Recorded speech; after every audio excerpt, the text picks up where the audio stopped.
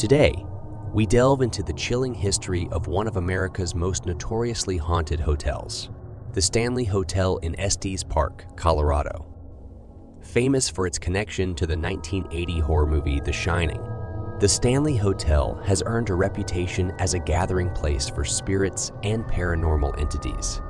While the stories and evidence surrounding the hotel seem impregnable to skepticism, let's explore the facts and separate truth from fiction. A popular belief is that the Stanley's interiors were used for the fictional Overlook Hotel in Stanley Kubrick's The Shining. However, this is not true. The Timberline Lodge at Emmett, Hood, Oregon, was used for the Overlook's exterior, but its interiors were built on a soundstage at Elstree Studios in England, inspired by the Ahwahnee Hotel in Yosemite National Park. The Stanley had nothing to do with the movie. Stephen King stayed there once in 1974, which inspired his novel. This fact became popular when the movie was released, leading to the misconception that the Stanley was used as the location for Kubrick's film. In reality, King, dissatisfied with Kubrick's adaptation, made his own 1997 miniseries that closely followed his novel, and it was actually shot at the Stanley. However, the miniseries never matched the popularity of Kubrick's movie, which cemented the Stanley's association with The Shining. Ironically, one of the things the Stanley is most famous for never actually happened. The ghosts of the Stanley Hotel have become legendary, yet many of these stories are purely anecdotal, random ghost stories, like those found in countless books, are often devoid of verifiable facts and are borrowed and rewritten without much research. These tales, such as those found in Haunted Oregon by Andy Weeks, are simply collections of ghost stories with little to no sources provided.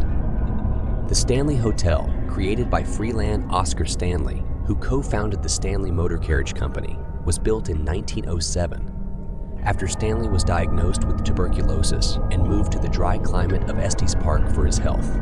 He liked it so much that he built the Stanley Hotel, a first-class resort for the wealthy, complete with a hydroelectric plant to provide electricity. It wasn't until 73 years later that the Stanley became an icon of hauntings. Once The Shining was released, the story spread that Stephen King's 1974 Stay There inspired his 1977 novel and Kubrick's 1980 movie. Research through Google Books and the Library of Congress shows no mention of the Stanley in any books of Colorado ghost stories published before The Shining, indicating that the book and movie, not actual spooky histories, are why the Stanley is considered haunted. Before The Shining, the Stanley Hotel was not considered haunted. Several haunting claims have become popular over the years. One such claim is the haunting of the fourth floor. Originally a single open attic space, it was later converted into hotel rooms. Rooms 401, 407, and 428 are considered haunted. Room 401 is home to a closet that supposedly opens and closes itself. Room 407 is where guests feel like someone sits on the bed in the middle of the night. Room 428 is where the apparition of a friendly cowboy might appear. Throughout the fourth floor, sounds of children running and laughing and footsteps on the floor above are often reported, even though there is no floor above. However, there are no stories explaining why these rooms are haunted, and the only evidence comes from heavily fictionalized TV ghost hunting shows. The Grand Staircase is another popular site for haunting claims. Several photographs taken by tourists on the hotel's ghost tour show a person on the staircase, often blurry and described as a woman or girl in a white dress.